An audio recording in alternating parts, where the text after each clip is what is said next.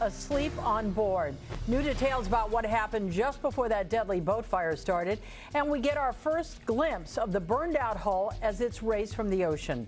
Good evening, everyone. I'm Colleen Williams. And I'm Robert Kovacik. And tonight for Chuck Henry, NBC4's Patrick Healy is up in Santa Barbara with the preliminary report from the NTSB. Patrick. And Robert and Colleen, it is very clear that the key answers are going to come after investigators have had a chance to look at the wreckage on dry land. That is the process that has been going on today, bringing the Conception ashore for that detailed forensic examination. Supported by a harness and hoisted by a derrick barge, what's left of the Conception, little more than a charred hull, breached the ocean's surface late morning. News Chopper 4 overhead as crews prepared it to be transported ashore to a secure facility for detailed examination to determine the cause and origin of the fire early morning a week ago Monday. Most, if not all, of the 39 aboard were asleep. Only 5 crew members survived.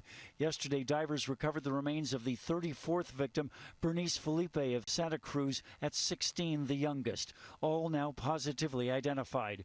Sheriff Bill Brown said she was found in a cove about a third of a mile from where Conception sank. The preliminary indicators are, and the belief of our pathologist is, that she also died of smoke inhalation prior to being burned, and that she most likely was just as everyone else, got into the water when the boat flipped upside down.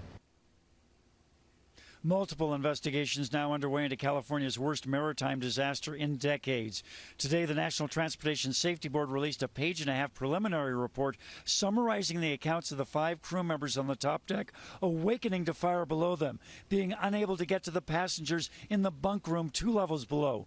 We learned the captain and 2 crew members checked the engine room at the stern but found no fire there, so the blaze must have started farther forward.